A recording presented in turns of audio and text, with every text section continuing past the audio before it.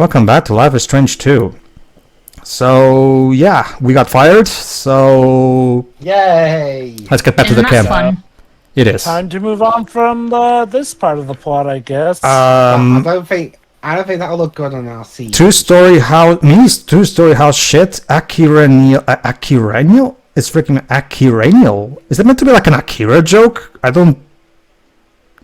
Whatever. Maybe. Depression night, everyone shared their worst memory, blah, blah, blah. Felt like shit. Oh, wait! What a wonderful world. He's What? comparing Daniel to one of those characters from Akira, isn't he? Yeah. Got him a haircut Mind tonight. powers and... I get what joke they're going for, it's just clumsily worded. A fucking woo, I'm a smear wolf. Fuck, Daniel messed up again. Gotta fix this shit, so fucking tired of it. Actually, Sean, in this particular case, you too, both of you messed up. Because while it's true that Daniel, once again, didn't have any reason to wander into Meryl's room, you yourself didn't have any reason to keep him out of the pay room. Because, again, Daniel is already neck deep into this shit. You have literally no reason to hide that from him. Literally no reason. And if I recall correctly, no matter what, Daniel is still told to stay outside so that he can then later sneak into Meryl's office. That's exactly the problem, Jova. No matter in what kind of choices you make to shape Daniel's morality, Daniel will always do the thing with the tree trunk. He will always do the thing with the plates in the grandparents' house. He will always do that thing where he wanders into the room, like you said. Like, it's one of those things where we can change some of his actions, but not the ones that feel like they actually matter. That's the problem. You know, I wouldn't harp too much on this, but it's just that, you know, the frustrating thing with a game like this is that it's all about how your decisions will shape stuff. But do they really? I mean, okay, sure, yes, they do to some degree, but it is so blatantly obvious when they want specific things to happen. Yeah. And again, I know, a game's gonna have that point eventually, because, you know, in a lot of cases, there are only so many different scenarios that the devs have time to code in and program, but it is incredibly frustrating with a game like this that will suggest you made the wrong bout of decisions here or there, but then in some cases it's like, nope, no matter what you do, this bad thing has to happen, screw whatever decisions or whatever tasks you've had at trying to build the bond of Sean and Daniel, they'll still have this stupid falling out. Basically, yep. And the thing is, like, even still, that's just the issues with Sean and Daniel. Meryl, yeah, let's talk about Meryl for a bit here. Meryl is so sporadic with how the plot writes him. One minute he's calm, and the next he's like freaking out. And yes, before anyone says, yeah, he has a good reason to be paranoid, he does it beyond reason. Keep in mind, he was practically praising Sean or whatnot. So, but then because of Daniel's screw-up, who, again, Daniel's a kid, so I think someone as smart as Meryl should be able to put two and two together and figure out, okay, maybe what you do instead is say, okay, the kid can't come to work anymore, at the very least, because clearly he's too curious, but don't punish Sean. Yeah, that's a good point. Like, because Meryl has been saying, oh, look, I don't really like the idea of this kid being around. Well, which, yeah, begs the question. If this is something that Meryl had told about Sean before, because they imply that this is not the first time Meryl warned him about it, why did Sean keep bringing him along then? Like, why not just leave? Why not just? I get that if he left him at the camp, he would be all alone. Forgot the entire work schedule, I guess. But at the same time, like, I don't know. Like, clearly there must be something that could have been done. You don't want Daniel to be home. Maybe Daniel stays outside the farm. I guess. I don't know. My best guess would be Sean doesn't want to let Daniel out of his sight for fear that Daniel might misuse his powers, but... Yeah, here you go. So basically, Finn is once again trying to convince us to it, and once again, if you want to pursue his ship, you have to say okay. I've already explained why this is terrible, so moving on. So let me guess, if you say I don't, that sort of puts you more on the path to shipping with Cassidy. Yes. Okay. Not just that, like that article that I read in the previous part says, even if you pursue, be positive and lovey-dovey towards him in every single decision except this one, he will still be friend-zoned. Like, I'm sorry, but... And you know what? I get it. It's a pick-your-own-choice thing. But, man, going off of the actual dialogue that you don't often have a say in going with Sean, this feels massively out of character that Sean would agree to this, because, look, yeah, sure, Well, don't maybe... pick it then. No. Okay, Dwibs. Okay, Dwibs. I know you tend to go off on that stuff quick, but let me explain here. The thing is, this is going off of strictly the dialogue that Sean has spoken. Again, that is not influenced by your choices. That I think I feel the same. I don't care. Anyway, I mean, What are you afraid of? but yeah, no, seriously though, like, doing this against Meryl is extra stupid. Yes, nice kiss and all, whatever. Like, look, like we said, sure, you get a kiss with him, but with Cassidy, you actually get sex, so, cowards. Where was I? But yeah, the thing with Meryl is this. Yeah, one could argue, sure, Meryl's an asshole, he has it coming. Keep in mind, though, like, messing with some other people, maybe, but Meryl is a flipping crime boss. Just saying, the best case in scenario is that he somehow doesn't track us down and kill every last one of us for stealing his money. If you're in. Yep. And granted, bad case in scenario, let's say we do have Daniel... Wait, are we actually having Daniel do this? Yes. Okay, so, let's see. Daniel comes along. Meryl obviously tries to kill us. Gee, I wonder what this might lead to. Could it perchance lead to Daniel having to use his powers for self-defense, which then go wildly out of control like every other time someone has done wrong or attacked them? Very good, Joe. I mean, Very granted, good. there wasn't the cougar, but that's only because we chose to talk Danny down. Like, It's alright. Yeah. So, keep in mind, almost And keep in everyone mind- else is paid. The Sorry. price. Go on, Troy. Oh no, you finish. Well, okay. Keep in mind, even if you refuse, and now I can say it. Even if you refuse Finn, like no, we're not stealing Meryl's safe. Guess what? Finn will still take Daniel, and just go do it on his own, and we have. Asshole. Yeah. So Finn is an asshole. Just saying. Yeah. Go on. No. If I have to pick between any two of them, no, Cassidy all the way. Finn is just wow. Like at first, Finn was just bland, but he's terrible. And yeah, I get it. Get them the money that's owed to them, but my dude, literal crime boss. All right. Like, All right. This isn't some normal schmuck. This dude that runs like a whole operation. All right, Sherry. I have something I need to ask you about, but first, make your point. I want to say this because I feel like the writers really need to hear this. When we say be gay, do crime, this is not what we mean. Yes, my favorite pun. What does a crime thing mean Alright. in that context? Well, okay. Basic. Okay, in Sorry. Oh. Go on.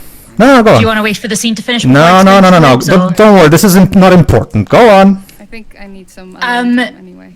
It comes from the fact that in a lot of places, being gay is literally a crime. So like in be Saudi gay, Arabia and the like. yeah. So it's like be gay, do crime means exist. Yeah. Like just existing is like the rebellion in itself. So yeah, that's where be gay, do crimes is supposed to come from. Not this bullshit. Yeah.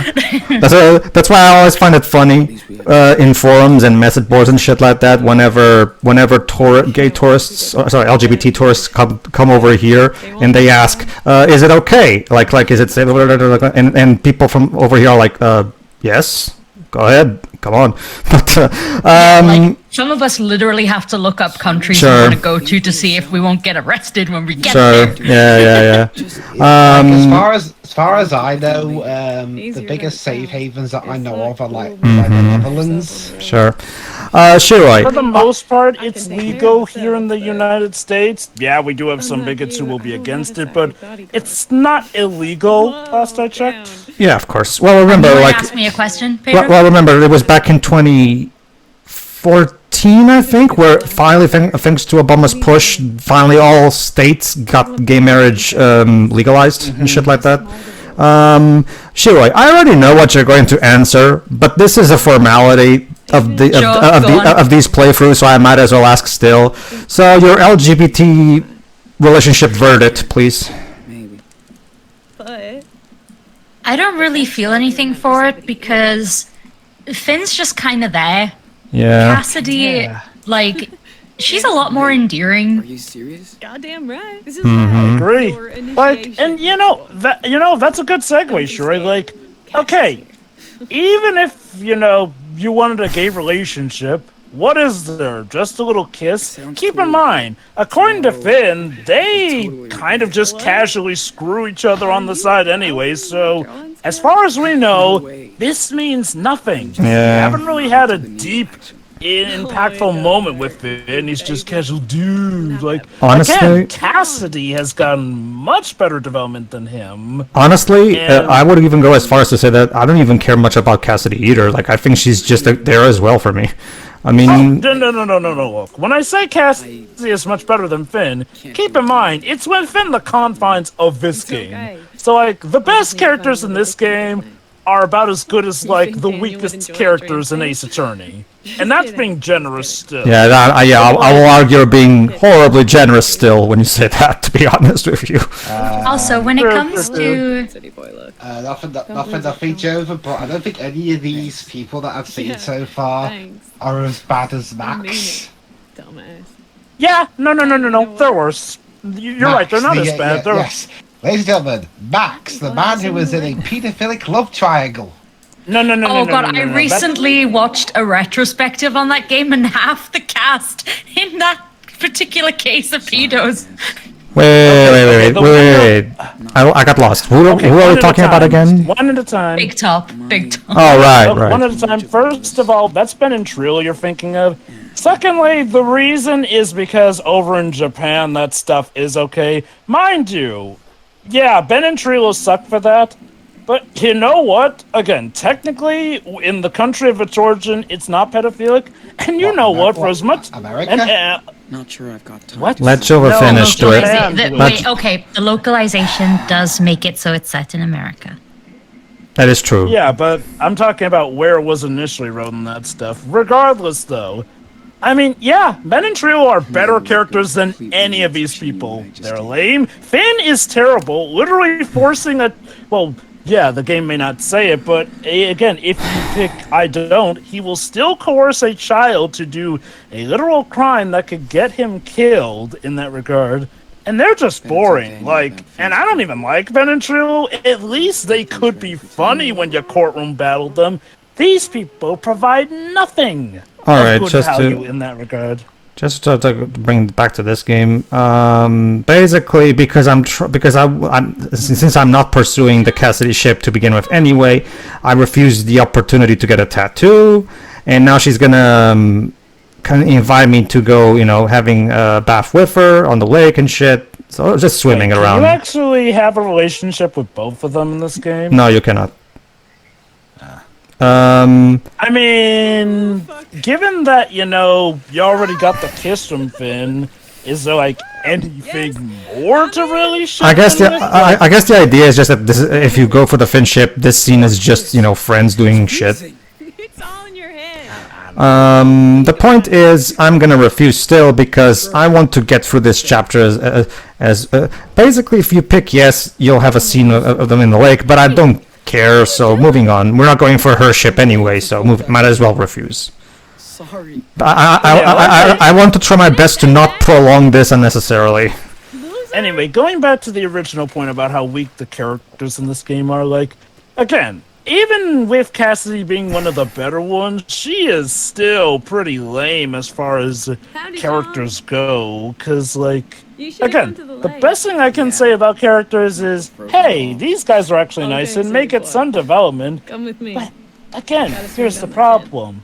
It's probably not even going to matter in the grand scheme of things. No, all the characters lack depth, with no meaningful development given to them, and one of the main reasons is because of the stupid structure of every episode completely shifting cast and setting. boy. And there's just little to no time to even have fun stuff. Like, with each Ace Attorney case, you relatively have enough time for the characters to leave their mark and impact. Some even are recurring from the cases, which, yeah, I guess technically Cassidy and Finn and potentially some others might show up here and there, but they don't feel like they need much weight. Basically, since Sean decided to do the heist, Cassie's like, no, fuck this shit, I'm out. Toilet paper from a convenience store, asshole. This is wrong. You know, hey, Sean, for all you talked about, you know, not wanting Daniel to do stuff like this, suddenly you're okay. I mean, I understand that you want. Don't get me wrong. I appreciate the fact that they give us a choice because, well, that's kind of should be the whole point of the gameplay part of this game. That being said, I will concede that yeah, Sean going through this choice is out of character, and yeah, he has little character to begin with. But even by his standards, this is out of character because you know, like Jova just said, Sean keeps telling Daniel not to use his powers recklessly, and here he is encouraging Daniel to use his powers recklessly. So this choice, while I appreciate giving me the choice, at the same time, I actually wouldn't mind if they made this choice for me because Sean choosing this is really out of character. So let me get this straight. I get to choose to not use Daniel's powers to steal things, but I don't get to choose to stay home instead of going to the fair where somebody can spot me. You know? It's like the game will only let you choose something when when the plot allows for it. If a choice is contradictory to where the writers want to take the plot, then they won't give it to you. And you may recall, this is a complaint people have had a lot about Telltale games lately, but you know what? At least Telltale games are a lot more honest about this stuff. Like, yeah, for as much as the mimetic, your choices matter thing goes with Telltale games, I at least can feel a sense that I have a good idea of where my choices actually do matter here. Like I said with this game, it tries to act like, oh, the choice is all in your hands, but it's clear that when they want something terrible to happen to the characters, it's always gonna happen. And I wouldn't even mind this as much, except, I'm sorry, you can't have a character literally be all this one direction in cutscenes that you can't control, and then suddenly, just for a sporadic reason of, well, I guess he likes this guy, go, okay, sure, yeah, now we can exploit my brother for his powers. Intruder alert. Well, that's the thing, Jova. Actually, Jova, even if you're not on the Finn shipping path, you can still choose to do the heist, though. It's just that they won't kiss. And in that case, I legit have no idea why he would agree to this, like, at all. Other because the developer suddenly decided now he can. Yeah. Again, this is the big problem with this game. Like, this is if there's like a story is automatically terrible if the story dictates the character's actions rather than being the other way around. The character should guide the story, not the story guiding the characters, because if the story is guiding the characters are not characters. Well, they're plot devices. Well, there are ways of handling that really well, like the whole like you know, the whole thing of, like there's a trope about that actually, you know, story dictating the characters. Well, that's why the Screw Destiny exists as a trope. Oh, of course, it can work. Like I mentioned, Telltale games, while they do get a bit of flack here and there, handle this concept way better. Here's the difference, though. The trick with Telltale games is that, while yes, the characters do have established personalities, there's enough vagueness to what they would or wouldn't do to the point where the player can completely shape the story to their own design here and there. For example, with the Batman Telltale games here and there, like, yeah, you got the obvious stuff like, oh, Batman normally wouldn't kill. You only get that maybe option in a case where it would make absolute dead serious sense. Like, for example, when Alfred asks what he would do in regards to his parents' killer or whatnot, you can choose to have him say, I would have killed him, or I would have just taken him to jail like any other person. So, fair enough, fine in there. The problem with Sean is that the writers gave him way way too much of an actual personality that clashes with some of these decisions so broadly. Like, and like the thing is, this game doesn't even fully commit to the Telltale game style, or hell, like I'd argue even Life is Strange. Well, okay, granted, a lot of your choices get wiped out by the ending regardless, but at least for the course of it until we got to the ending, it felt more like a journey of Life is Strange. Job, I need your help again. Sean is a fucking repo man. What the fuck does that mean? Oh, like someone who repossesses stuff? Like he basically, Sean had a good idea it's for... pronounced Repo Man. Oh, is it repo man? Yeah, repo. Okay. Basically, a repo man is like, somebody who repossesses stuff from, someone who's like, foreclosing on the mortgage, behind in debt or whatnot. So, stuff can get repossessed. Only I guess Pedro missed the Mozzie episode. Mozzie loses his life savings. Dwebs, I have the entire series. There's no such episode. Pedro, I think he was joking. Regardless, Regardless, a joke. Yes, that is the joke. Thanks. Made. Go on. But yeah, no, I mean, Sean's personality is way too defined, essentially. Like, the thing is, unlike a typical Telltale's game, there are huge chunks of story that really aren't affected by your choices.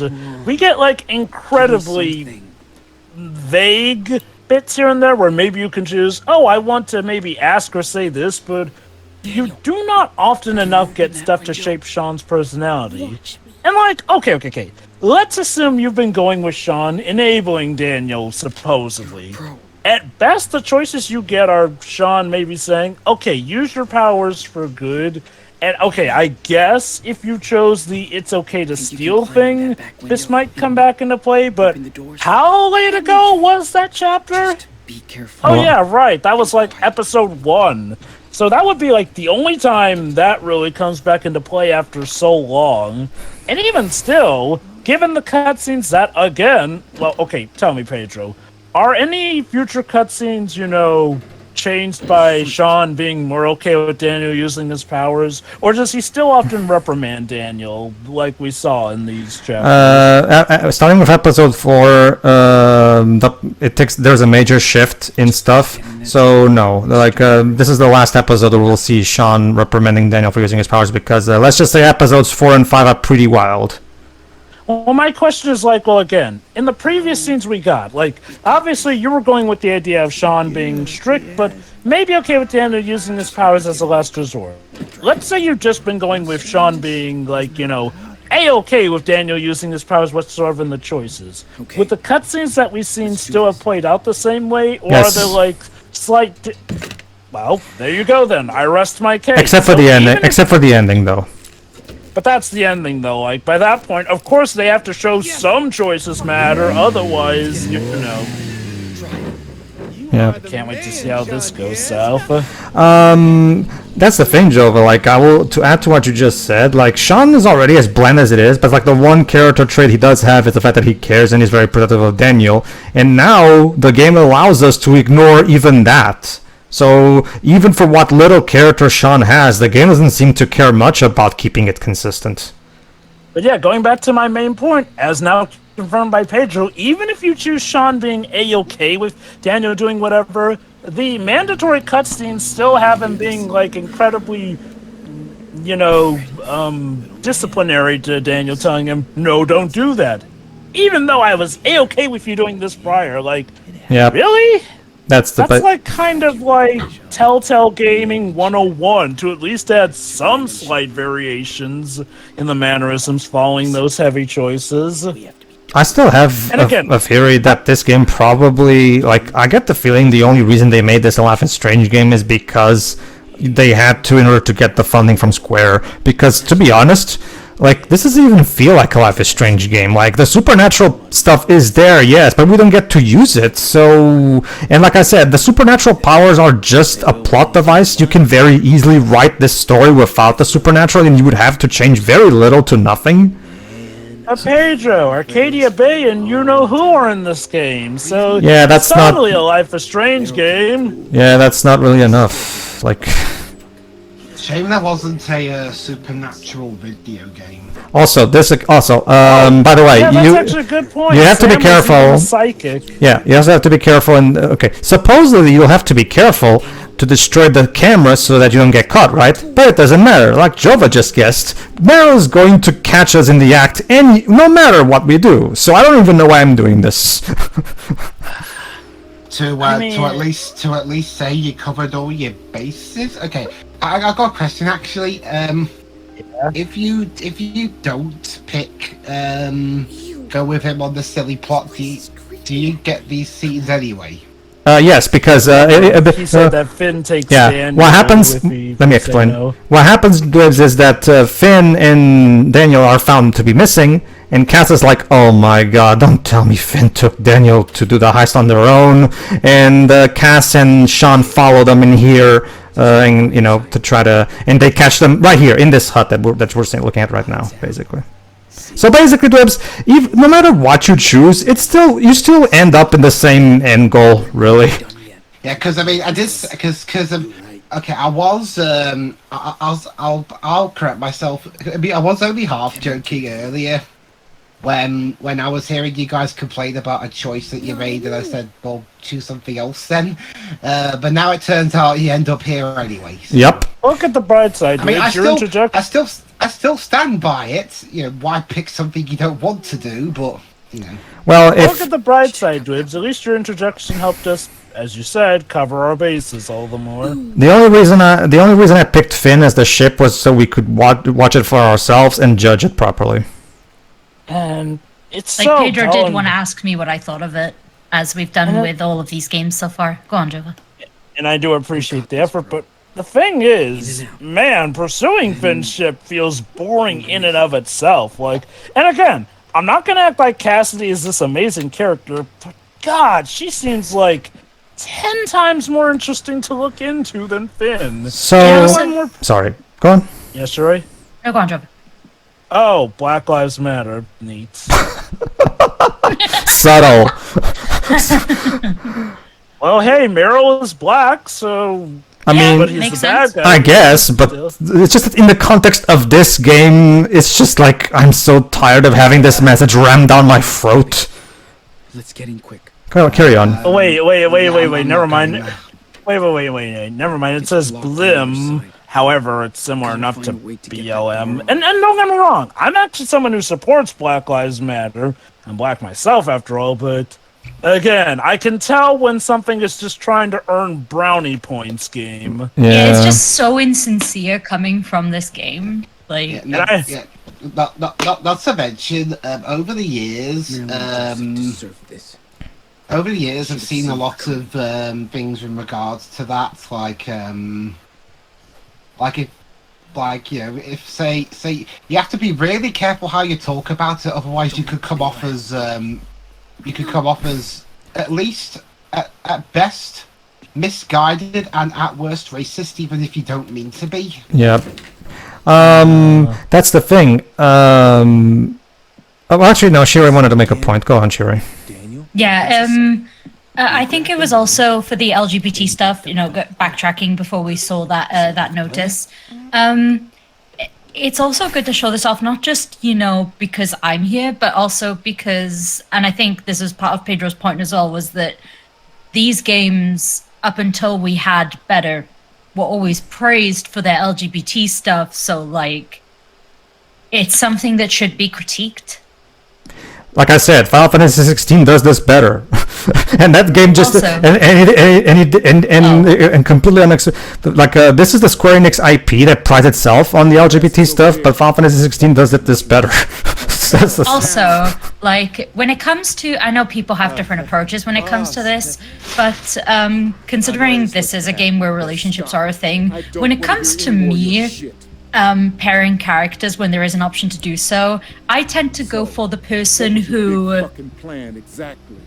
either the protagonist openly likes or who I think suits the protagonist well. Yep. Like, I know some people pick based on their own preferences, but for me, it's like, because I'm in the shoes of the protagonist, is like, okay, like I pick the best person that they would like. Instead. Yeah, same. That's why I picked Steph in True Colors. No, it's not about you. Again, I really feel like Cassidy would have been a better choice, but I do get why Pedro went with Finn. And gee, what a shock! I can tell you, Jova, that you're not really missing much of anything with the Cassidy ship. They kiss, they have sex, but you don't see anything, and that's basically it. Trust me, you're not really missing much. I mean, I would at least like to think the build-up to that is better, but anyway, look! Of course, the plan went wrong. Yeah.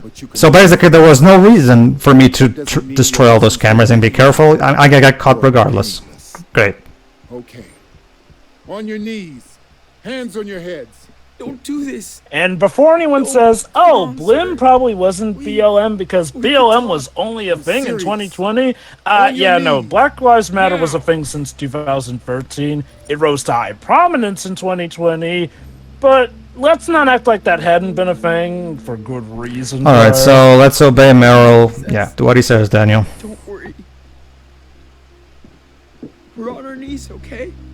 Meryl. Finn. Don't break Is he gonna get my killed? balls now, kid. I wish. Because I don't like him. Sorry, Shiroi. Don't What's there to apologize for? You know, because... Yeah. Fucking move. What? I don't know, it's just like...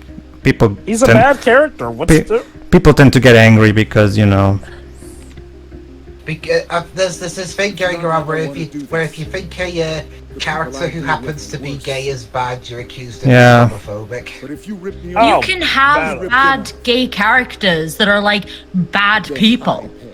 Yeah. Yeah. No, it's not even a matter of being a bad person necessarily, sure. It's just I don't like the character, like I don't enjoy the character. Like as an audience member, I don't enjoy this character at all. And you don't have to. But there, you can have it's just, you know, as was said, you could be viewed as homophobic even though you're obviously not. Like... Yeah. So what's the choice here? He used Daniel's power to stop it, so I decided to use Daniel's power because he was about to kill Finn, basically. But remember, I tried to pick much like Shiroi, I tried to pick the choice that I think the character would based on... Oh, he has a handgun too. And there you go, and this Wait, is... And hold on. What kind of gun sound effect was that? I don't know. And now It sounded like someone clipped the top of a and now pen. and now Daniel No, explodes. me too. Okay, Shiroi, this is the part where you can look away. Cool. Wait, this is what does it? I legit thought it was gonna be Meryl who did that.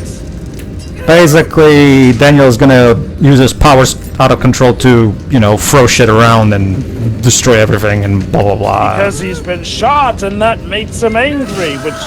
Oh, okay. Like he's the Incredible Hulk. Okay, here's the problem with how that scene is shot, honestly. I feel like if Daniel just immediately did that as soon as he was shot, that's fine, but it's like he clutches his arm and then I guess decides, okay, now I'm gonna go on a rampage when... I'm like, really? And then we cut, and then we cut to the next morning, and we're going to see everybody laid, you know, unconscious on the floor. Oh, and there's the money as it flies off. Symbolism. Is it? And- Symbolic and of the thing what is- exactly? It's symbolic of their grand plan flying away in front of their eyes. Well, most of them anyway. And you know what? I get it. We're supposed to hate Meryl in this scene. Oh God! Why did I say eyes? Anyway. Okay, you got your circles out. Okay, look. I get we're supposed to probably hate Meryl the most in this scene, but look at it from his perspective. People who he just fired, and he's in a very dangerous business, so of course he would have a means of defense, like... What is he supposed to think from his perspective? Yes, he's a Sympathizing criminal. with the vicious gangster.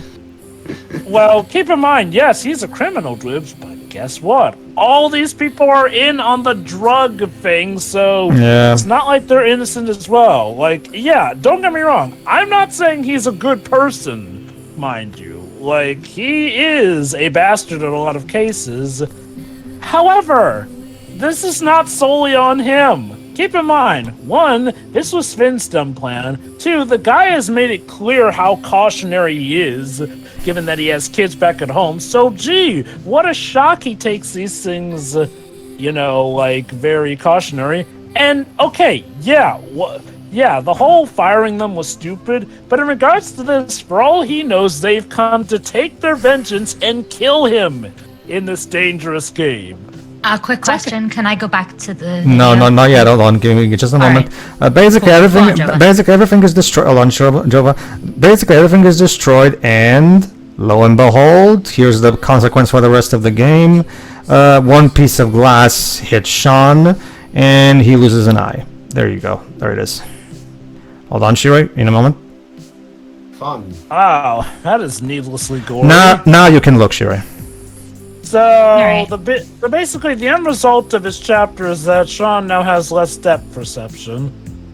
Yeah. You guys always want consequences of a character's decisions. But that's the thing, Dwibs. This happens. Fucked around and found out. That's the thing, Yeah. Dwibs. This happens regardless of what you choose, though. This is not a consequence of my actions. This is just the plot. character's actions. Oh, the character's actions. Well, in that case, Dwibs, sure, we've been asking for that, but in this regard, though, this wouldn't even be Sean's consequence if we went without that choice or whatnot. You should This have would been just more be... specific.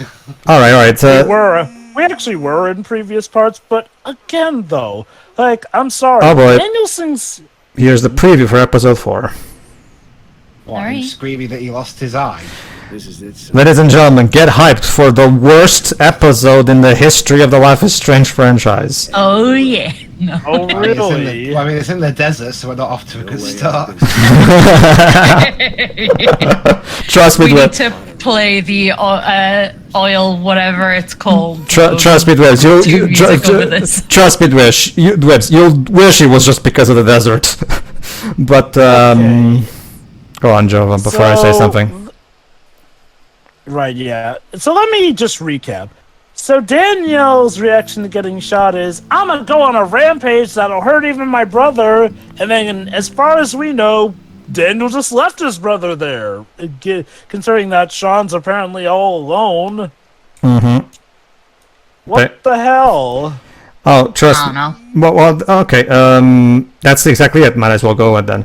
Okay. So that's the thing. I want to talk about something about Daniel as well, because regardless, even if you refuse to do the heist, you can tell Daniel, no, Daniel, we're not doing the heist. No, Finn, we're not doing the heist. If you do that, like I've already explained, Finn and Daniel will still do it behind your back. Meaning, of course, Sean comes here to try to rescue Daniel and Finn from their recklessness and responsibility, and he still loses an eye for it. To be perfectly honest, at this point in the story, I am just so done with Daniel, because no matter how hard I try to teach him and tell him, look, dude, you can't do this, you have to be more responsible and shit, he refuses to listen and continues to do things behind my back. To be perfectly honest, and now Sean loses an eye because of him. At this point, if I had the choice in the game, I would just choose for Sean to just go on his own and live, because I am so tired of Daniel, to be honest. Question. Go on.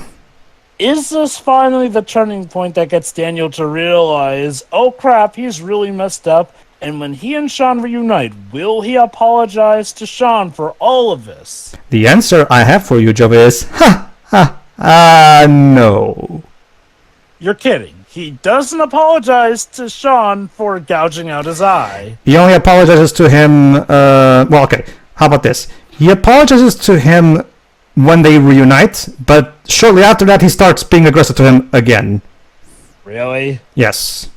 Again, after the literal incident with the eye? Yes. Maybe, actually, you guys, I figured it out. This game is bold. This game's actually trying to say, well, your character development is nice, but that's not very realistic. Sometimes we have to show that people do try to get out of it, but ultimately are stuck in their ways. That's what humanity is really like. See, the reason I'm saying this is because, as you guys know, I'm a man who values brotherhood tremendously, for personal reasons. So, and as an older brother myself, all I have to say is this brotherly relationship is toxic as fuck, and I cannot stand it. And as far as I'm concerned, Daniel can go fuck himself. I'm sorry, I just cannot stand this character anymore.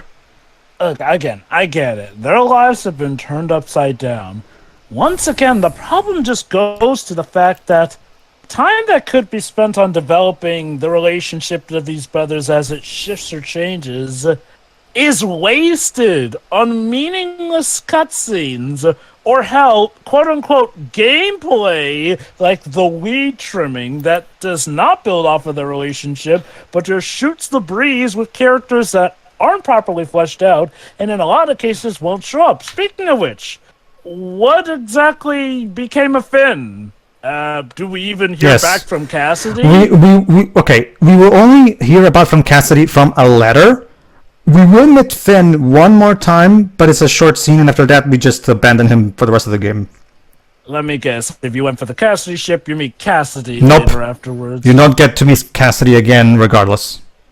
Wow. Just, okay. What is this game? Okay, I get it. The idea is they're on a journey, so they don't always meet up. Except, wait, no, they did meet back up with Cassidy and Finn from the previous chapter. So, what is with this game having what feels like an obsession of constantly shifting the supporting cast? And it's not even a good reason, like, say, Ace Attorney, where it's a different episode with episodes supposedly connected by a narrative, but it just feels so sporadic and doesn't give us a chance to care about anyone who's not Daniel or Sean. Supposedly the reason is because it's a road trip type of story. Supposedly that's the reason. I get that. Again, I would agree with that, except they brought back Cassidy and Finn from the previous chapter, so clearly characters could be recurring if they really wanted to. Because keep in mind, we have no idea how they came across Cassidy and Finn again. Is it just like, oh, what a coinkydink? Well, guess what? As the writers, they can literally make this happen. It's their world. Like, if you really wanted it to be like, oh, on a road trip you don't run into people again, actually commit to it. Yep. Like, and that's the thing. You started to build up Cassidy and Finn, but now they're essentially out of the plot, and with not enough to show for it, so what was the point? Oh, right, yeah, to get Sean and Daniel in trouble with Meryl. Thanks, Ben. Shiro, do you have anything to say before we close this? Nothing I haven't already said, so. Bibs. I've already made my point. Okay, in that case, everybody, tune in next. Anything else from you? No, I think I've already made my point. I cannot stand I'm that. just scared of what's to come. I cannot stand Daniel. Like, so it gets better in episode 5, I guess, if 4 is the worst? yes, it gets better. Okay, let me put it this way. Yes, episode 5 is better than 4, but I will argue that's not really a feat worthy of applause. Is it like in the same way that Turnabout Big Top is technically better than Turnabout Serenade? Like, they're both still bad? No, Jova, like, Turnabout Serenade and Turnabout Big Top wish they could be as bad as episode 4 of this game. Oh boy, we're in for a roller coaster ride then. Yes. See you then for that. See ya, everybody. See ya.